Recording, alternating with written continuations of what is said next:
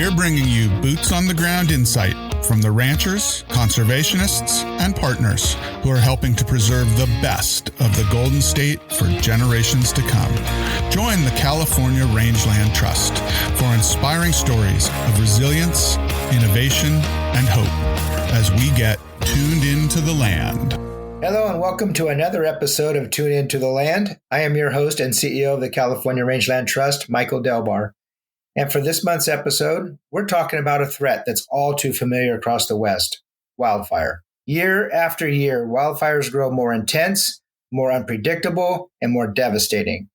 We've watched fire seasons stretch longer, push firefighting crews to their limits, and overwhelm entire communities. Water supplies have run dry mid-response. Crews have been forced to prioritize active flames over properties under threat. And all too often, property owners, armed with little more than a garden hose, are left alone to defend what they've spent a lifetime building. But it doesn't always have to be this way. There are things that can be done. In this episode, we are focusing on proactive solutions. Since it is Wildfire Awareness and Preparedness Month, we're talking about tools, strategies, and the mindsets that put power back in the hands of landowners before a fire ever breaks out. Joining me today are two incredible guests who live and breathe fire mitigation. First, we have Sean Sabari, the founder and CEO of Komodo Fire Systems. After seeing wildfire devastation hit California continuously and experiencing loss himself, Sean made it his mission to help others prepare differently. He developed eco-friendly, accessible fire prevention and defense products that give property owners the ability to act immediately, even before emergency crews arrive. Also with us is Stuart Mitchell, an independent fire mitigation expert who works hands-on with property owners to prepare their homes and large landscapes ahead of fire season. Stuart has boots-on-the-ground experience and brings a pragmatic, no-nonsense approach to fire readiness that's already helped property owners stay one step ahead. Together, we're unpacking what you can do today to prepare your property and the decisions that can make all the difference when fire threatens tomorrow. With that, I'm excited to bring you my interview with Stuart and Sean.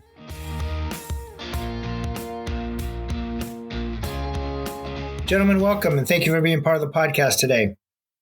Thank you. My pleasure. So, Sean, we'll start with you. What does the current state of wildfire season look like in California? I mean, we've talked about used to be a fire season was pretty limited during the summer, fall. Now we're seeing fire season running 12 months a year. What is this current state now? Yeah, well, thank you for the opportunity again, Michael. I get to interact with a lot of firefighters and professionals, fire chiefs, and one common theme is that it's no longer, limited to the peak summer months or, fall. That the fire season actually is 13 months long. And the first time I heard that was kind of a foreign concept to me. But then when they classify or when they name a fire, they look at where it starts and what territories it covers. And then, so it's not uncommon for a 2024 fire to start in 24, but continue to burn into 2025. So it's not limited to just wildland or wildland urban interface. As we saw this past January in one of the largest fires in the state of California in Los Angeles.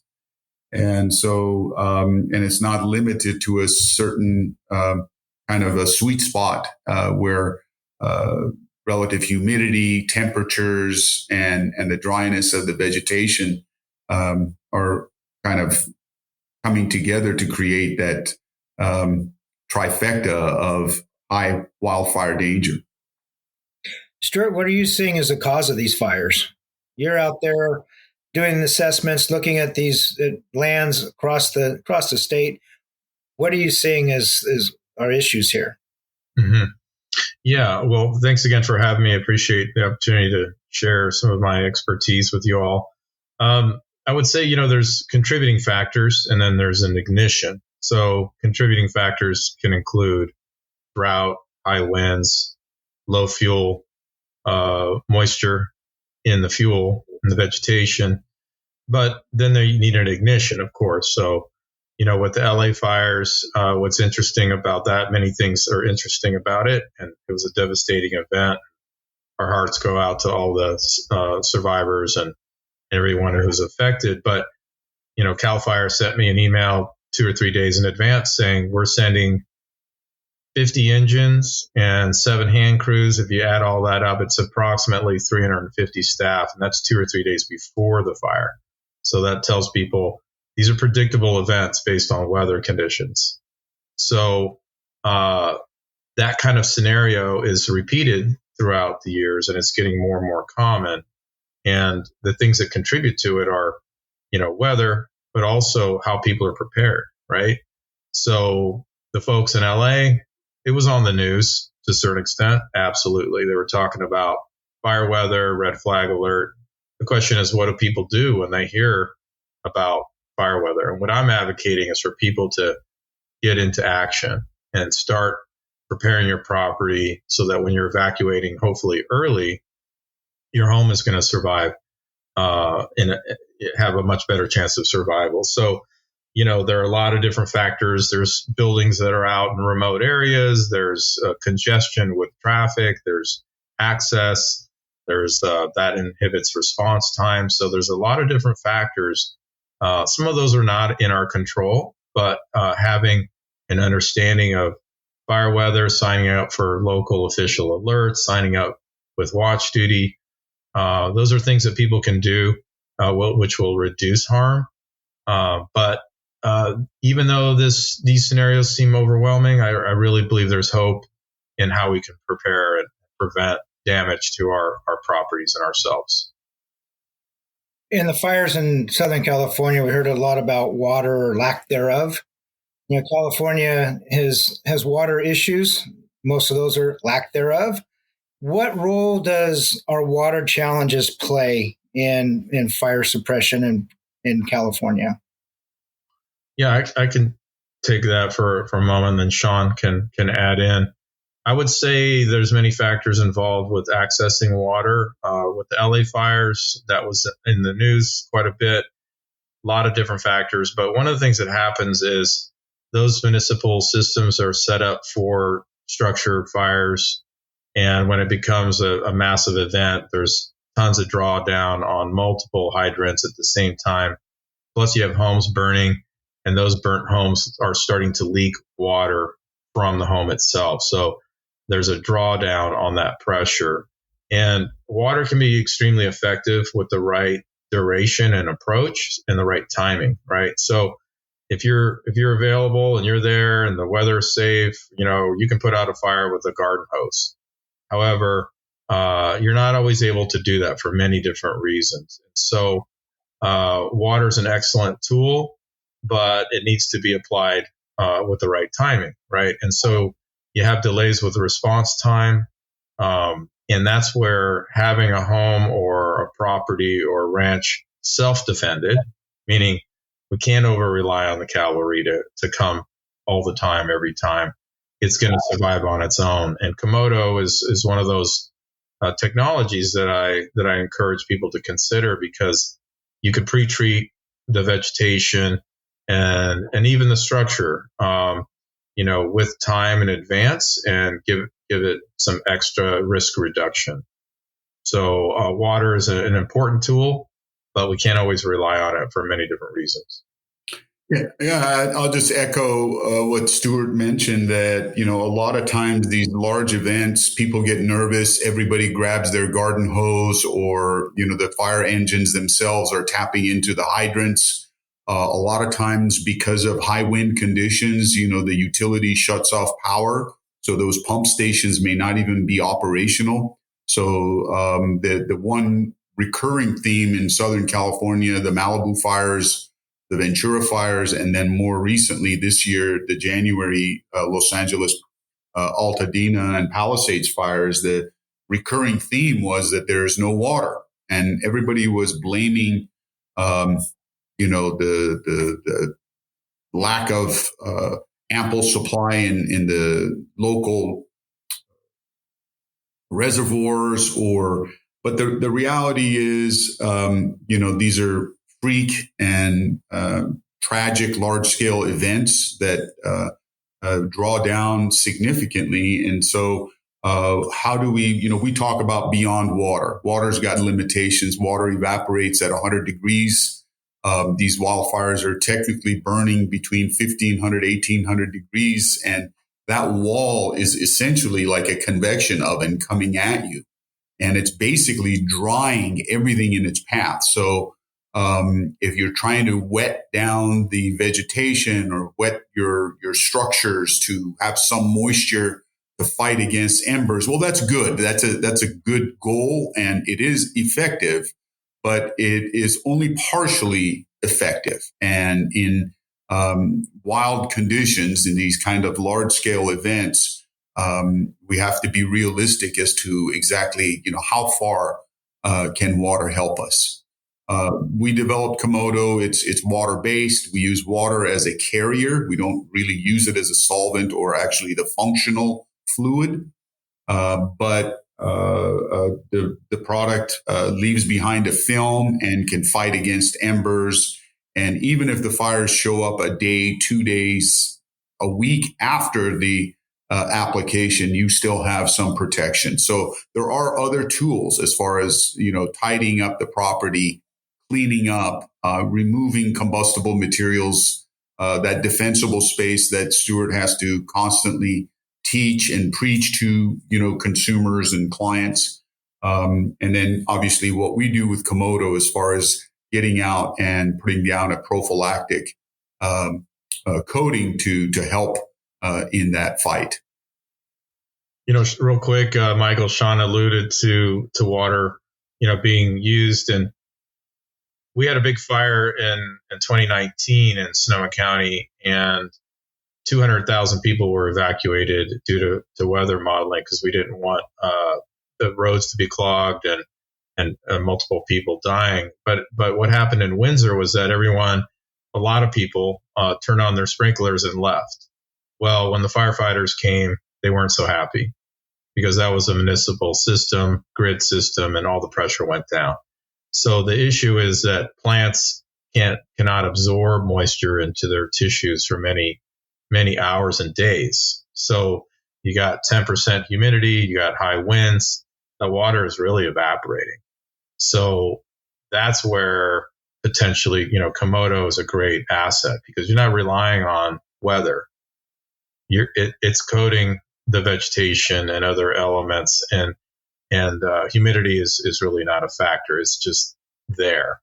So water is excellent when you have the right timing and approach, but it has its limitations. So, Stuart, when you go out on a property and are charged with looking at that, doing an assessment, what do you typically find in terms of degree of preparedness? Are most properties fairly prepared, not prepared at all? My assumption is they're not going to call you out and give you an assessment if they've done everything that they need to do. But what do you find, and how soon does someone need to be looking at doing an assessment and getting prepared? Mm-hmm. Yeah, great questions. Well, I think sooner the better. It makes sense because I've actually looked at homes in the pouring rain. So there was no fire threat going on there, but I complimented the person because I said, you're ahead of the curve. Come summer and fall, you're going to have lack of staff and resources, and different operations can't even happen in those seasons because of fire weather and different conditions. So having it done early and having it done properly is key.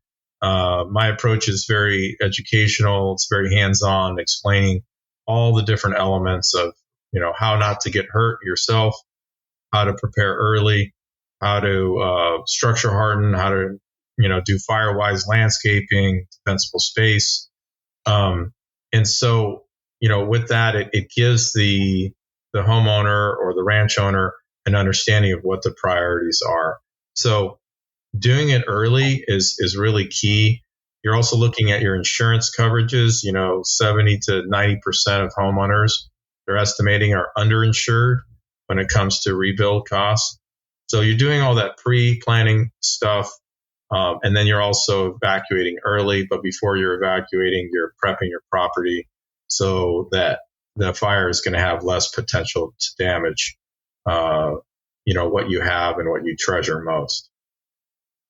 I would think that an insurance company would look favorably upon an individual insured that taking these steps, incorporating tools like Komodo's product and the defensible space around the house, and take that into consideration in the ratings. Have you seen that actually happen? Or is that or are we just hoping that will get to that stage at some point? So yes and no.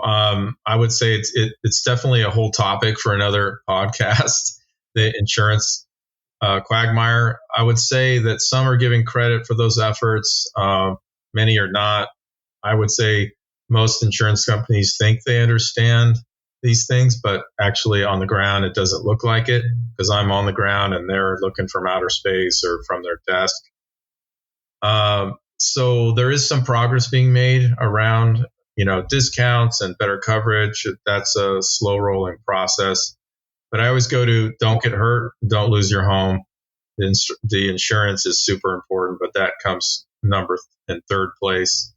Going back to your other question around what am I seeing people doing on their property, you asked me if most people are prepared, and honestly, I would say absolutely not. And I didn't know this stuff until I knew it, right? So I have compassion for people not having knowledge about things. I believe we all have something to learn from each other. So I would say 90% of the homes I look at are not adequately prepared.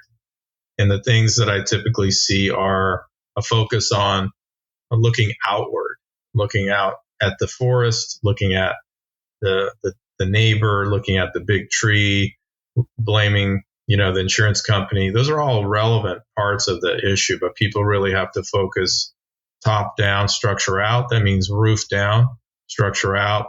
The most important zone is the 0 to 5, then 5 to 30, then 30 to 100, and some environments to 200 feet. So that's not clear cutting. Obviously, you're managing fuel, you're managing the structure. And so while the distant areas are relevant when it comes to evacuation, firefighter access, shaded fuel breaks, calming zones, safety zones, things like that, there really needs to be an emphasis on helping communities and homeowners harden their property. So vegetation management, structure hardening, that's really where the game changers are. And so what I see is, hey, Stuart, I want you to look at my neighbor. I want you to look at the state park, or I want you to look at the creek. And I'll say, well, yeah, that's part of the scenario, but let's look at your 0 to 5. It's really bad. And so you can dramatically reduce exposure to your home by addressing yourself and working with your neighbors and community members. Yeah, and just to elaborate a little bit, if there's one good thing that comes, obviously these events are heartbreaking, and there's loss of life, loss of property, loss of employment. I mean, there's entire communities that get wiped out, and just given the business that we are in, we get to see these people, we get to interact with them. I was in Hawaii and I got to meet with some of the locals in Lahaina, and they took it culturally. They took it very hard. I saw some of the indigenous folks up in Canada when the 2023 fires basically were burning all summer long, and it not only wiped out this one family's home, but his employer and his entire town. So, but I want to kind of learn from that. And I think one positive that you could take away is it's forcing people to pay attention. When you drive through these communities and you see these burnt properties, or in more rural areas, when you see the entire hillside or entire farmland that's just charred, right? People start thinking, people start investigating and getting smart and reaching out to people like Stuart and trying to find best practices. What are things that I can do? So the old adage of an ounce of prevention when you look at healthcare, right? There are those of us that, like me, that, have a sweet tooth and will not eat, healthy. And then there are those that are paying attention, and are being proactive and literally focusing on, what can happen and how am I positioned should that happen. So if your guard is down and you've got firewood, stacked up to the eaves, even the firefighters are not going to have any mercy on you. They're going to see that and they're just going to keep moving on. And as Stuart mentioned, if you have, been diligent and really protected that 0 to 5 and even beyond, then not only are you given a chance for your property to survive, but perhaps you're preventing your neighbor from also being succumbed to the domino effect of what we saw, for example, on Pacific Coast Highway and Malibu, where you had one home being the fuel and igniting the one that was next to it. So education and preparedness and, being open-minded and just, it's not hard work and it's not out of reach. It's not economically that far out. It's just paying attention to it. That's all. In regard to defensible space, our family learned exactly how important maintaining that is. In 2018, the ranch fire, which became part of the Mendocino complex, there were 2 fires at the same time in close proximity, and it started on a ranch very close to one of ours. We have a house on that ranch.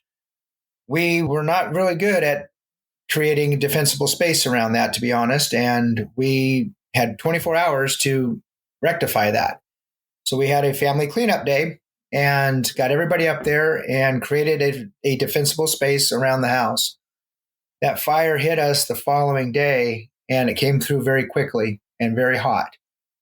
That work that we did the day before to create that defensible space saved the house. So I can attest from personal experience how important that really is. Sean, you started to talk more about Komodo products earlier, but let's dig into that a little bit more. Can you share more about the company, what shortcomings you were seeing in the industry that inspired you to create the products, and how that all developed? Yeah, so my background is actually, I'm an aerospace engineer, so I'm not even a chemist, and I'm not a firefighter, as I mentioned. And the majority of my adult career, I was working with electronic companies in Silicon Valley. That's where we're located. And majority of the activity was around material science. How do we solve corrosion? How do we coat a thin film of something onto a integrated circuit or a wafer or a chip? And so, that industry went offshore. And so we kind of had to reinvent.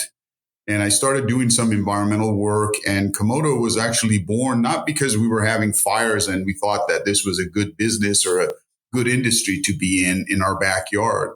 I actually had an environmental problem, and the solution ended up being Komodo. So, and again, being a California kid, having gone to school here, having grown up here, having worked as a consultant with Cal EPA, with the US EPA, the air quality, water quality standards, and toxicity, watching Fortune 500, Fortune 100 companies like IBM and Intel get sued because they were using certain chemistries that had, embryo toxicity. So a lot of that DNA was kind of already pre-programmed.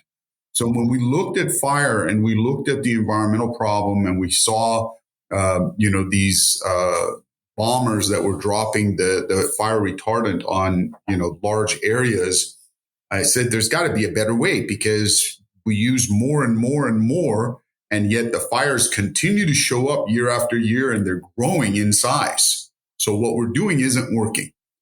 And so we went back to the drawing board and we looked at sustainable materials. We looked at plant-based materials. We looked at, farming waste in some cases, right? How can I get certain materials that are just naturally firefighting or have certain properties that help us? And that's how we created Komodo as, again, 3 killer apps in one product. It's an excellent suppressant. So if you need to put a fire out, we believe it does a substantially better job than water or your common household extinguisher. It is a preventative solution in that you can go in and put a firewall around. The orange O in our logo, that donut, that signifies basically a fire break, right? So using a water truck or using like a Fire Ready 911 skid that we offer to ranchers and to homeowners, you could actually paint a fire break around your property. And then it is being, it's been certified by the U.S. Department of Agriculture, and we've got 2 additional variants for airdrops this year. So we know that it's going to end up in streams. We know that potentially wildlife are going to consume it. We know that it might drift in windy conditions and end up on, hopefully not, but Michael's backyard or Stuart's swimming pool. And so the idea is in those extreme cases, we don't want to be releasing toxic materials. And so, again, using some material science knowledge that we had from the high-tech industry, looking at the fire problem and the materials that are being used. And, there was literally no development for over 6 decades. The same chemistry that was used in the 60s is still being used. And so we look at those as opportunities. And, my job, and now we're playing with drones and with different types of aircraft. When you think about fire, one of our advisors, a fire chief, he's a friend, he says, Sean, the Dixie Fire, you mentioned it, was one of the largest, millions of acres, right? And he says, do you know that if you had a bucket of water, you could have probably put that out? I said, come on, Chief, you're pulling my leg. There's 7,000 firefighters from around the world, and they've been at it for months, and they can't contain it. What are you talking about? And he goes, no, think about it. It was either some firework or a cigarette or a lightning strike. In other words, it started small, whatever the source was, right? And then the winds picked it up, and then seconds turned into minutes, minutes turned into hours, and then it became a monster. And now, months later, we still can't lasso it in and we can't contain it. So when he mentioned that, I thought to myself, okay, so time is a variable. Stuart mentioned as far as logistics and access, is the red truck sitting on 405, 805, or 5, in bumper to bumper traffic, even if you have the crews, can they get to you, right? Or in a rural setting, are you going to be able to is there enough road access, or is there resources close enough by, or are you on your own? We've got clients in Wyoming, in Colorado, in Montana, and, for 100 miles, there's no emergency response. So they're pretty isolated and they need to be able to defend. So part of the technology is not just in the material or the chemistry that we apply, but also in how do we respond faster and reduce that response time and have a kind of a point-to-point, this is where drones come in. This is where robots come in. And I can't get out in front of myself a little bit, but again, leveraging or marrying technology, the hybrid of faster response, quicker response. Last year, I was actually at the Cal Forest Conference and I gave a talk. And one of the co-presenters was from San Diego, from UC San Diego. And they, in partnership, I want to say with PG&E, started putting cameras up all across the state. It's called First California Alert or First Alert. Don't quote me on that. Alert West. Yeah.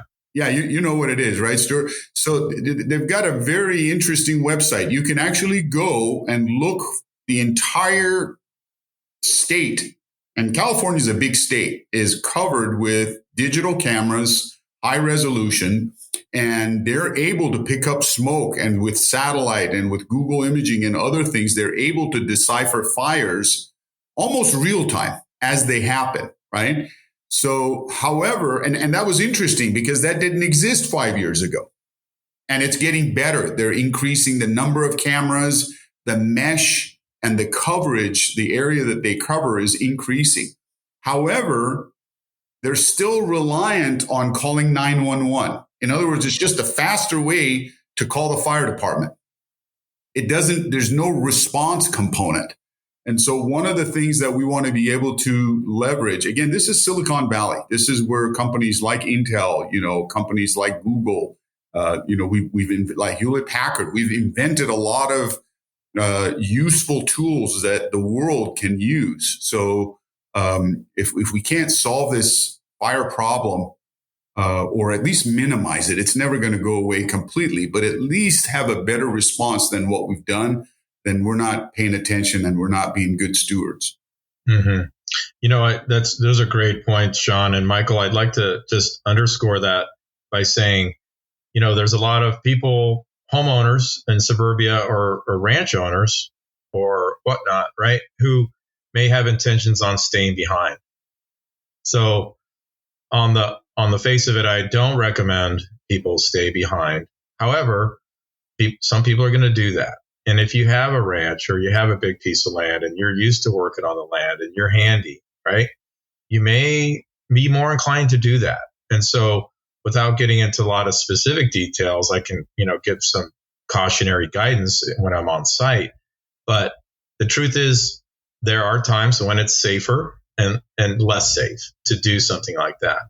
So you're staying behind and maybe you have the right equipment and the right clothing and the right training, but then you're relying on water. So what are the pumps doing? How protected are they? Do you have power? There's a lot of variables, and then you have the potential to be overcome by smoke and embers. And it can be very dangerous. It can be doable, but it can be dangerous. The thing that Sean's bringing up is Komodo is a tool that can allow you to pre-treat, so you're not even there. So the response is you're doing it early. You're proactively treating it, right? You're not responding to it. You're proactively treating it. So you're not even there. And yes, many homes were saved by homeowners in the LA fires. And some of those people died doing that. And that's been investigated. So additionally, if someone survives a fire, they may have invisible injuries. And what do I mean by that? I mean, the injury, you may look at me and see no physical injuries, so they're invisible, but I may have traumatic stress, or I may have toxic exposure to a building burning down. So you're standing by your neighbor's house, it's burning down. You're breathing in everything that's in that home, which is completely off scale compared to a campfire or a forest fire. That's particulate matter that's really unhealthy for the lungs. But when you're having a building on fire, that is night and day in terms of toxicity and exposure.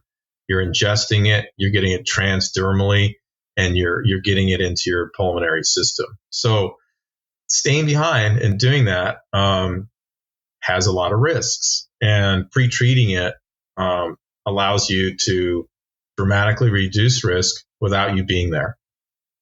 The other thing I wanted to add that I don't want to take Sean's thunder on this, but he also has a personal story around his father and wildfires. So that he's mentioned that to me, that is also an inspiration from his point of view. Sean, is that something you can share? Yeah. I mean, so where Stuart lives, he's in wine country, and my dad, back in 2017 in the Tubbs fire, I got a call from my mechanic. I was supposed to meet him, and he said, "Sean, I can't make our meeting. I got to go get my daughter and her horses." I said, "Well, what's going on?" This was a Monday, and I was driving to work. And he says, "Well, haven't you heard?" I said, "Heard what?" He goes, "Well, the entire, Sonoma, Napa County is on fire." So, you hear these things, and these are regular events. So I didn't think too much of it. I called Dad and left him a message, and he normally doesn't call back, so that wasn't that much of a surprise. But I was paying attention to it at work, and I kept getting updates, and everything north of the Golden Gate Bridge was shut down because the freeway, the fire had jumped all the lanes and so north of Marin County.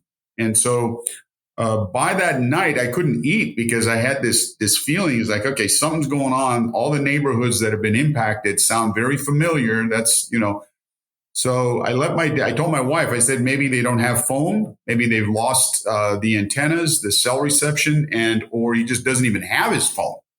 That could be why it's going directly to voicemail. So I left him an email and I said, look, we're worried sick. I can't come up there because they've closed everything off. So can you just let us know? And that Monday night, it was around 1:00 in the morning. He responded via email, one line: "We're okay. Everything is gone. I'll call you when I can." And literally they escaped with their lives. And some of their neighbors, their immediate neighbors, were not lucky. Yeah, the husband was on a business trip and the wife didn't have her hearing aid. Long story short, it hits close to home. And I saw the images of the house afterwards. The only thing I could recognize was the Spanish pavers that was in their patio. And this was a modern home, modern fire code, building code. It was even sprinklered. And I didn't think too much of it because there was really nothing around them to burn, right? However, like I said, it hit them and everything was gone within a matter of a few hours.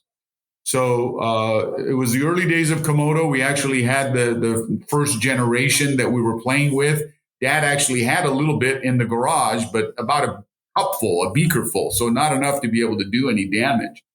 But I met with the fire chief after that event. And as Stuart mentions, you talk about the health, and this is something, I don't talk about the company too much. I don't talk about our products. I think if they're good, they will present themselves well.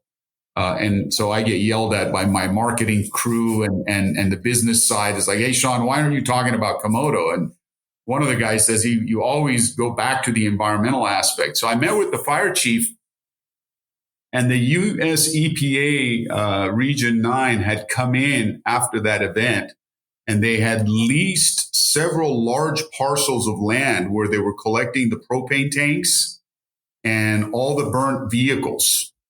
And because these are hazmat, right? So, and these are basically rusted, destroyed, and site after site after site. It almost looked like a junkyard because they had pancaked them and they had stacked them on top of each other. It's not one or two or 100. It was north of, I want to say 10,000 vehicles as a result of that fire in 2017. So the Sonoma County fire chief was there, and I asked him, I said, "Hey, Jim, this rain is basically washing all of the chemicals that were in those cars. Even if you discount the electric vehicles and the hybrid vehicles that have big batteries, even just the traditional farming, tractors have lead batteries. Your typical gas guzzler, V8 has a lead battery. There's lead all over the wheels. And in those types of pyrolysis type of events, you're taking these metals, solar panels, for example, cadmium. Okay. Cadmium is one of the thin films that are used in making solar panels. And so you take those metals and you turn them into oxides. And now, as Stuart mentioned, you breathe them into your lungs. Now they're water soluble. So the rain is washing them right into the storm drain, which is going into the aquifer or into the water table. And you and I are bathing in it tomorrow. Right. So I asked them, I said, "What are you guys doing about that?" And this is going on right now. On Saturday, I was at Caltech. I was giving a talk, and we went afterwards to the Altadena area. And it was very, very sad. Entire neighborhoods are wiped out. Gas stations, shopping centers, apartments, single family residential, and they've got these berms that they've laid out, and it's just for looks, right? It's not really doing anything. So I asked the fire chief, I said, "How are you preventing these hazardous materials contaminants from entering the soil? How are you?" And he kind of hung his head and was shaking his head. He said, "Sean, you're a materials guy. There really is it's like an earthquake. There really is no answer. We cannot take the most expensive real estate in California, which is wine country, and in essence, scrape 20 yards of dirt. It's physically impossible. It's economically not feasible. And where would you put it even if you would? The EPA is not going to take it and find a landfill somewhere for it. And that was when it really crystallized the environmental, the hidden damage that most people, because as you mentioned, during 2020, people remember COVID. Our office area, everything, the skies were orange from all the smoke and all the fires that were going on around us. And you can smell it, right? It's in the air. But what a lot of people don't pay attention to is, okay, those metals are now getting into the crops. They're getting into the soil. They're getting into the water. They're getting metabolized into our bodies. And so what are the long-term effects? Alzheimer's, various types of blood disorders, cancers. And so why I mention that is, again, going back to the environmental aspect. If we don't do something about these large-scale fires, obviously we know how to rebuild a home.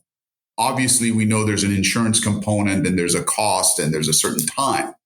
But there are things that we don't know, and they are potentially far more impactful for the next generations. So we have to do our part. What we do at Komodo, whether it's systems, whether it's automation, whether it's next generation chemistry, it is our responsibility to minimize these events because of those environmental issues that are going to come back. And, you look at firefighters are now dealing with foam and in, these fluorinated materials like AFFF and these firefighting foams. It's like Gore-Tex, it's in your snow boots or your water resistant jacket or in your cooking forever chemicals. Forever chemicals, right? So they were ubiquitous. They were everywhere. And now they're telling us, well, guess what? It's in your liver and it's in breast milk and it's in, and what are the long-term effects of that? We don't want wildfires to exacerbate and to really multiply that. So again, that's kind of a big answer as far as what happened with Dad's property. But the lesson was there is a very, very large environmental component that has nothing to do with carbon, that has nothing to do with air quality and, asthma and breathing and kind of the orange skies, but is equally, if not more dangerous as far as a health hazard of what we're leaving behind. Yeah, and that does it really well said, Sean. I just want to add one little thing is that firefighters, when they go into a burning building, they have breathing apparatus, right? The self-contained breathing apparatus. So they do that when they're in a building, but when they're outside the building, they're not doing that. They don't have them. They're heavy. They run out, right? They have to save them for certain situations. So they're standing outside a building, breathing all that in. Sean, what types of properties are best suited for your product? Obviously there are certain, Stuart knows this because he gets to see a lot more than I do. There are, wooey type of properties that are just, embedded in a jungle type of setting. So they're just surrounded by fuel.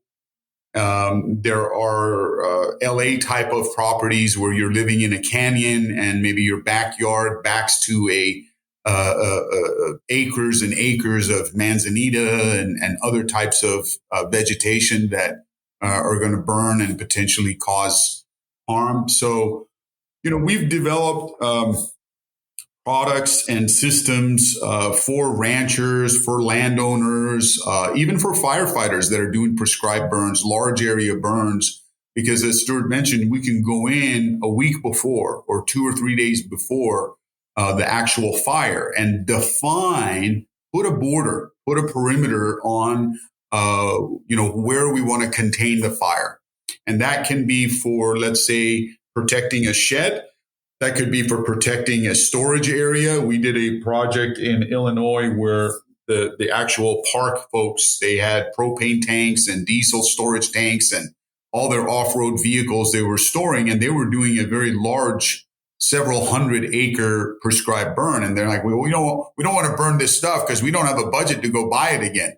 So part of Komodo's job was to go and to treat the borders and keep, essentially create a firewall. Same thing with utility assets. You talk about pump stations, you talk about wastewater treatment plants, solar or battery power poles. PG&E, for example, uses Komodo, and they have successfully. This is our third or fourth year, and we've had a perfect track record. In other words, in large wildfire events in California, Oregon, and then more recently in Southern California, everything that they've been able to treat essentially has been protected.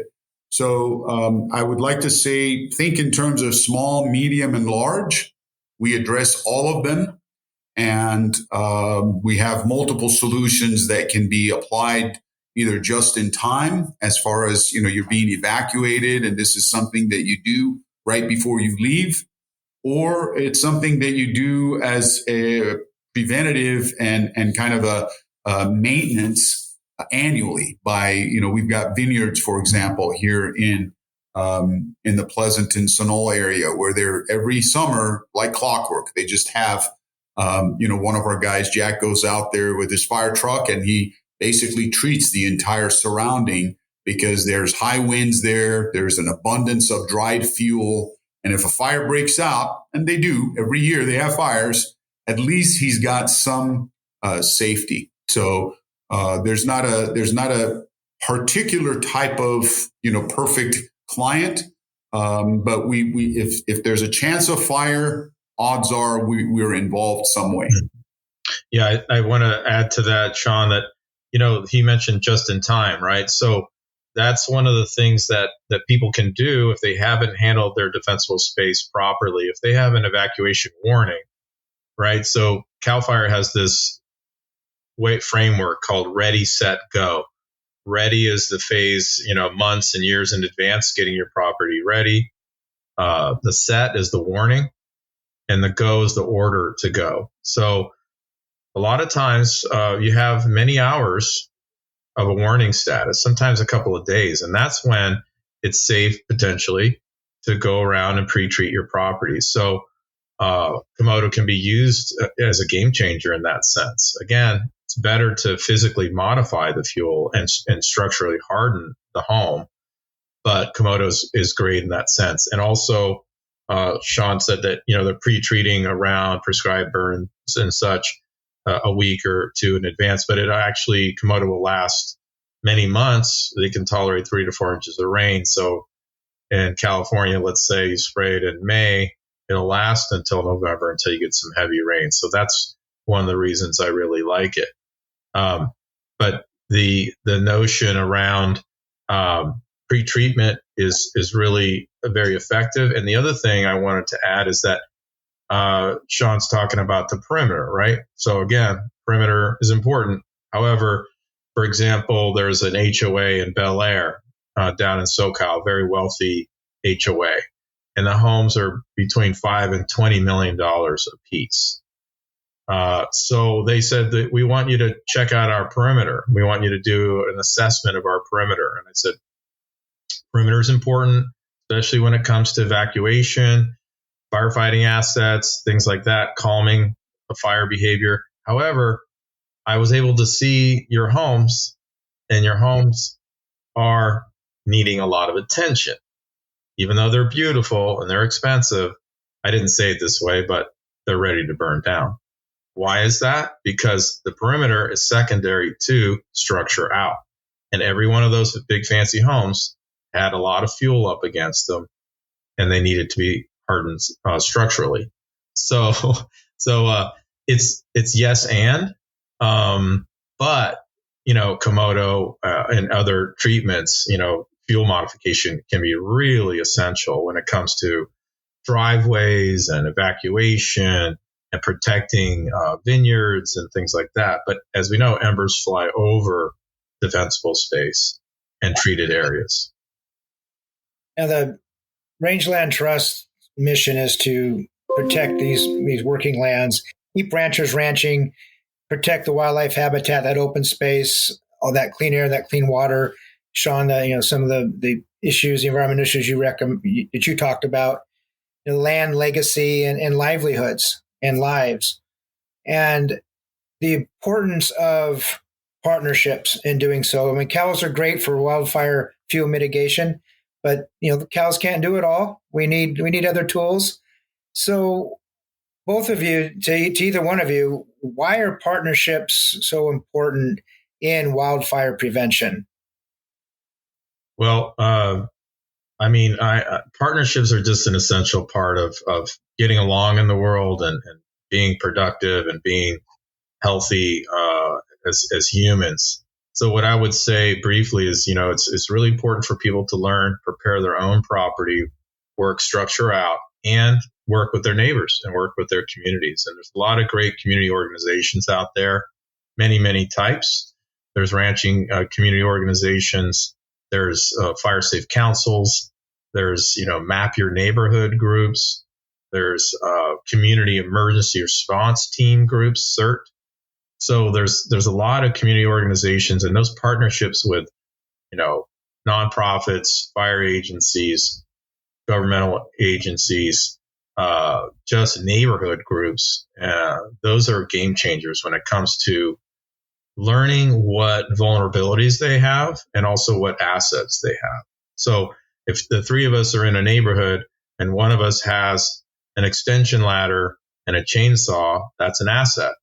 There's an earthquake or some event, we can draw on that and say, hey, Michael has those tools. That's great.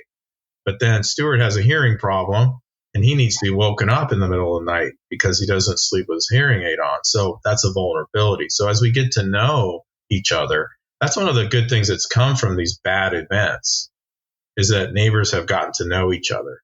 So I'd like to see the positives that come out of these dark clouds. And that's one of them. So partnerships are an essential part of that. And then, of course, connecting with the technology industries and these different industries that could be part of the solution.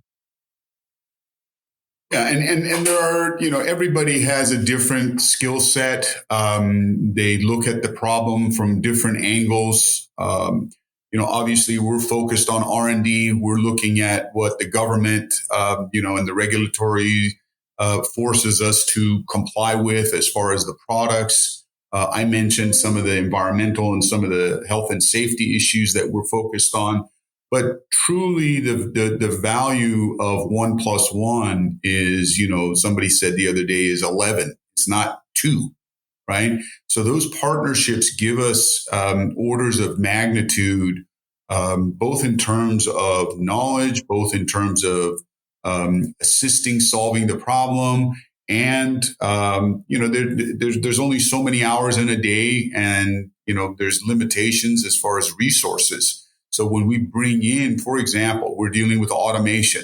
Now we can go out there and look at sensors and look at cameras and, imaging and things like that. Or we can partner with somebody that's already the best in that space. Right. So what that does is that immediately opens up the menu and makes available to us the ability to identify a fire, size it up, and then leverage technology. Everybody talks about AI now, but that's something that is going to come in and it's going to help with fire response. So this team, and as Stuart mentioned, I think it opens up relationships, and it's a combination of nonprofits, academia, industry, and then obviously government to be able to help the insurance industry, because they're in trouble.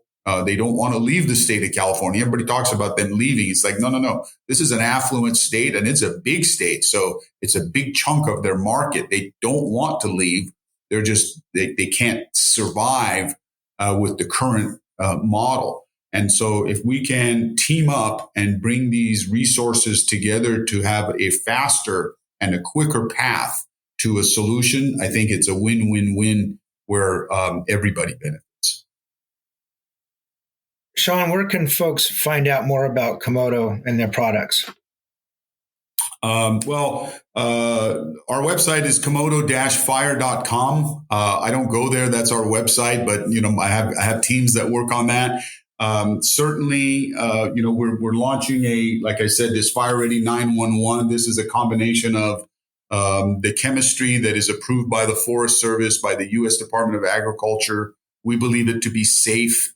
And it is a tool. It's one tool. It's not the end all.